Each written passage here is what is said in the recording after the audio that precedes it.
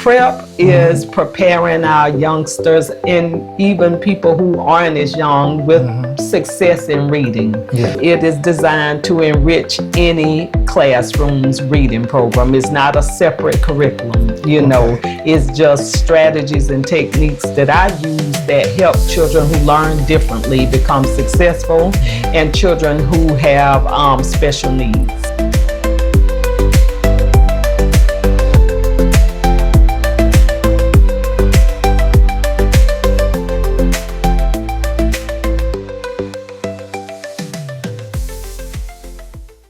This is the day the Lord has made. We will rejoice and be glad in it. Love you, sweetie. I love you too.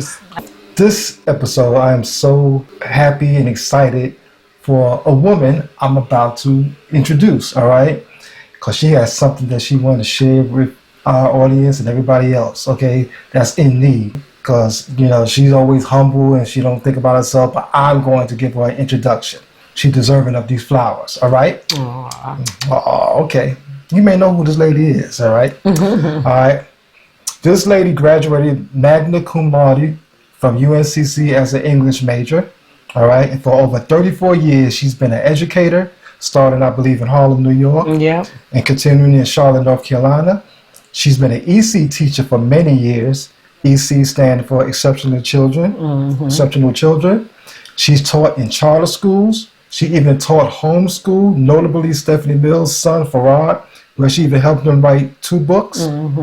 Okay. She obtained her national board certification here in Charlotte, North Carolina.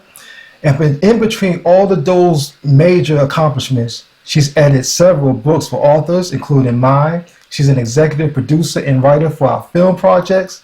She's the chief operating officer of A Brighter Path Productions. Wow. She's a journalist, a phenomenal interviewer. She's volunteered her services on all platforms, both big and small. And recently, which is why I'm so excited, she created her own YouTube channel to launch her own curriculum called Prep with Miss Pam. All right? Ladies and gentlemen, it's my honor to introduce to y'all this wonderful lady who's a child of God, a beautiful wife, a loving mom, a pillar to her community. And let's just show some love to the incomparable Miss Pamela Diane Smith McNeil. Thank you, sweetie. I love my baby. I love you too. Thank you. That and was you said, sweet. I didn't want a long introduction, but you deserve it. I appreciate that. Thank you so much. My thing is, like you say, I'm busy. Oh, dude, you always busy. But you've been just as busy. If not more. And the thing about it, I could have gone on and on. I appreciate it. But for the sake of time, we want to keep it short and get straight to the heart of this episode. Right. So I applaud you. Thank you. I appreciate you. No problem. No problem. How do you feel, first and foremost? I feel good, and I'm excited to launch my YouTube channel because I feel like it's a niche that's missing. So, when we went to Dallas to that Mega Fest, we heard Pastor John Gray said everybody was created for a specific assignment. He didn't use purpose, right? It was something different. Like everybody. He used service, the word service. And he said, like, everybody got something that God specifically assigned them to do. So I feel like this is it for me. This is it for you? All right. But before we go into your curriculum, what inspired you to pursue teaching? I mean, did you, pursue interest in education at an early age? How did it begin? I really didn't want to be a teacher. Although I used to play teacher all the time, and my mama used to call me the absent-minded professor because she said I was always into books and teaching and pretending my dolls were my students. Absent-minded because of the ADHD, so I have that connection with people with learning challenges or special needs. And then when I went to college, I majored in English because I thought I would be an English professor. So that would be teaching. So okay. Didn't know I'd go the elementary route. But you wound up going that route. Wow. So, let's jump into your recent project. Prep with Miss Pam. Yes. I love the title. I I appreciate love the that. title. I appreciate that. Go So ahead. prep is preparing our youngsters and even people who aren't as young with success in reading. Yeah. So prep, the acronym is for PAM's Reading Enrichment Program. Pam's Reading Enrichment Program. Yes, because it is designed to enrich any classroom's reading program. It's not a separate curriculum, Okay. It's just strategies and techniques that I use that help children who learn differently become successful and children who have special needs. All right. And I like prep because it's addressing the foundations of reading when they're first learning. And if you don't get that right, then they're going to fall through the cracks, and we're not going to have successful readers, and we're going to continue to see that pipeline from, I don't want to say it because I don't like to speak negativity, but I just want to be able to show teachers, educators, and parents ways that we often overlook certain learners, that they learn differently, and we need to approach the way and address the way they learn. And we have to get them at an early age. And we right have out the to gate. prepare them at an early age. Yep. Okay. All right. When did you first conceive this idea? Well, in getting my master's in special education, one of the key bits of information that I remember standing out was everybody can learn. It's our responsibility to figure out how they learn. So I just went on that mission as a teacher to try to figure out how each one of my students learned best. Okay. And so with that, it forced me to create a lot of my own worksheets and, homework activities to match their learning styles. So I've been doing this for years in the classroom, and I have a collection of things I've created that I use that was separate from the programs that we used, or what I created enhanced the program, but it was all about making sure every kid could be successful. So I've been on this journey probably for 25 years because although I've been teaching 34, when you first start teaching, it's trial and error. You just kind of figuring it out, trying to, follow the curriculum or whatever. But as I got to know children and know them developmentally, it's a hands-on thing. Teaching is nothing you can learn from a textbook. You actually have to be on the job to learn how to reach kids. So I would say the more I became comfortable with all the disabilities I had to teach and all the curriculum, I started tweaking things. So it's been about 25 years that I've been on this journey to create content to meet the needs of a variety of learners. When I became a substitute teacher, I guess in September 2022, first I was going quick the first day. You already knew that. So I understood wholeheartedly what y'all go through. And that was just one day. So when I actually, because I did it for 3 years as a substitute teacher, I started finding my way. And of course you gave me guidance, but it was nothing like going to your school, okay?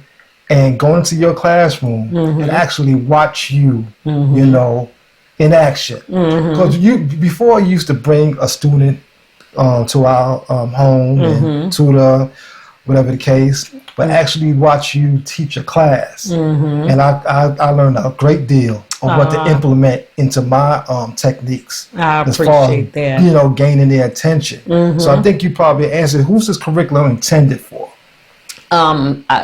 I sort of brushed on it that it's for children who learn differently than the majority of kids, because it could be for kids who have dyslexia. It could be for children who have an IEP, and those that didn't get exposed to literature early at home. So when they first come to school, they have no print concept. They might know the word stop, or they may not know their name, but the expectation is that children are coming to school with a knowledge of their letter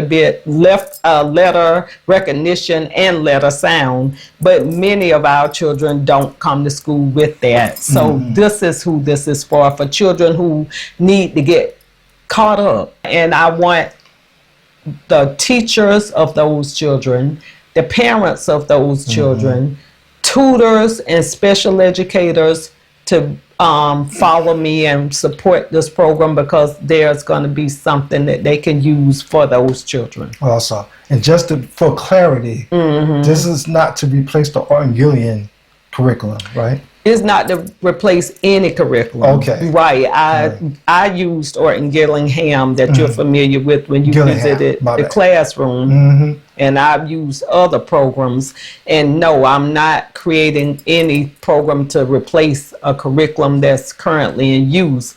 This is just techniques and strategies to use in the classroom in addition to those evidence-based reading programs that will enhance and speed up the children's progress. And based on what I've seen just as a sub, the need is there. Yes, it is. The need is definitely there. All right. So what is your ultimate goal for your new curriculum? My ultimate goal for my new curriculum is like it is for me as a teacher. For students to come out feeling successful, feeling good about themselves, feeling like the mysteries of reading is overcome, is no longer a mystery. That's my overall goal. And for teachers to not leave those children out, because I'm out to build a nation of readers. You're out to build a nation. I'm out to build a nation of readers. And I believe you're going to do so. I appreciate that. I believe wholeheartedly. I appreciate Ever since you mentioned it to me, that's what you wanted to do. When we used to walk the track and we talked about our goals. And you remember when you shared that with me, just for a few years ago? Yeah. I was excited. I was like, let's do this now. Yes, you were. And my sister Tasha kept saying, you got to create a curriculum. You got to do something. And so now is the time. Now is the time. Now is the time. And we created a lot of videos. Yeah, we did. And I'm excited about it. Yes. But, we had to get to that place where I could mentally focus on that, because the job of an EC teacher is so demanding. Lord have mercy. So just not being able to focus on my own, that's been the challenge. But God's timing is perfect. So all I could just see is just you at the table, IEPs, doing my individualized planning to support the diverse learners. So so now I'm ready to share what I do with everybody, because I have seen a lot of success. That my students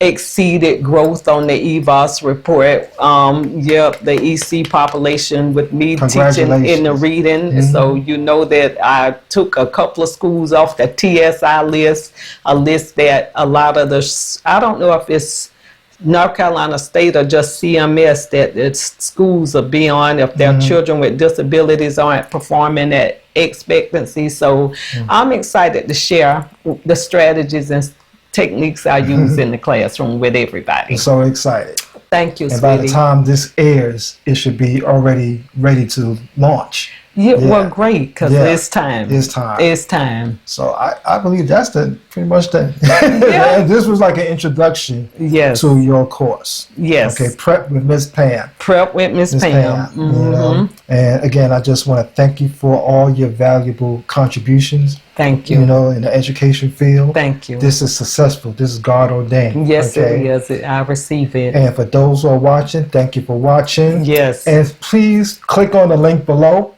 All right, and subscribe. It is not for everybody. It's for teachers. It's for parents with kids who are struggling to read. Yes. I mean, I have my target audience. It's for educators. It's for substitute teachers. I have activities that I will introduce for subs that will always be meaningful to the students. Yes. Because sometimes subs will come in and they are just doing just busy work for kids.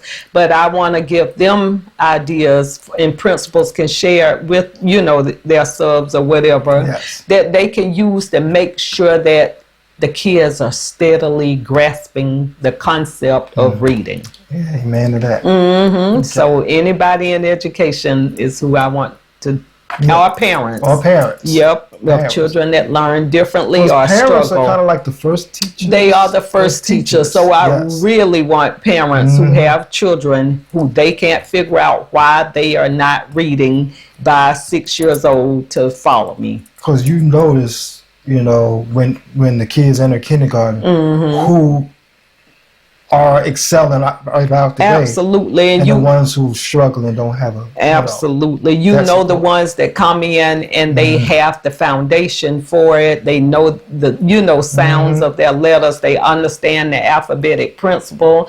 The ones who are visually... they have the visual strength, so they pick up the visual symbols of the letters.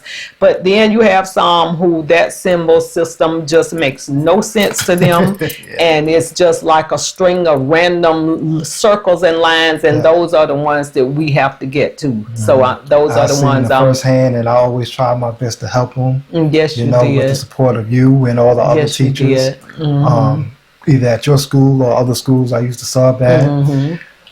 It's a lot, but it's very rewarding once you see them grasp the concept and apply it as they, graduate to the next grade. Next skill set. Skill level. So I'm excited. Very excited. I'm excited. So thank you for interviewing me, for encouraging me to do this. Thank you for wanting to be interviewed. We won't go into that. But thank you for interviewing me. This is great. This is great. People get to know who you are, and what you're about. Yes. Know your personality. Yes. If they don't know. Well, they don't. But we got a lot that I hope to learn, but they don't. So thank you. So, again, thank y'all for watching this episode. And this is the day to be a blessing. And any last words?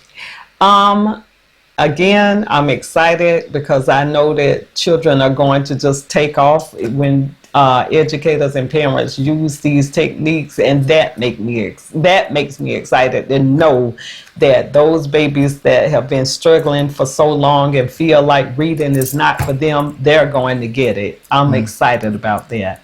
And on that note, we just gonna leave it right there. Yeah. So thank you. Thank you, Moo. Okay. Love you too. And thank y'all for joining us. Thank y'all for joining. All right. Click on that link. Follow my baby.